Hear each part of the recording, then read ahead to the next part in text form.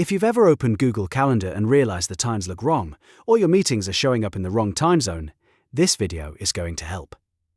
In this tutorial, I'll show you how to change the Google Calendar time zone on your computer in just a few simple steps. This is useful whether you've moved to a new location, you're working with people in another country, or you just want your calendar to match the time zone you actually use every day. And if this video helps you out, make sure to hit that like button and subscribe for more easy Google and productivity tutorials. Alright, let's jump right in. First, open Google Calendar on your computer.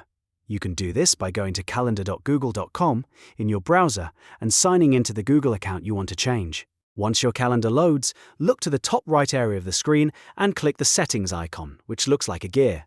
From the menu, click Settings. This will open the full Google Calendar settings page, where you can adjust different options for your calendar. On the left side, under General, find and click Time Zone. This is where Google Calendar lets you control the time zone settings for your calendar display. Now, under Primary Time Zone, click the drop-down menu and choose your preferred time zone. Make sure you select the correct one, because this will affect how your events and meetings are displayed. If you're in a region that follows daylight saving time, or you travel often, double-check that the time zone matches your current location. If you want to display another time zone as well, turn on the option for Display Secondary Time Zone, then select the second time zone from the drop-down list. This can be especially helpful if you work with clients, teammates, or family members in different parts of the world. It makes scheduling much easier because you can compare both times at a glance. Once you've selected the time zone you want, you don't need to save anything manually in most cases. Just return to your calendar, and the time zone will update automatically.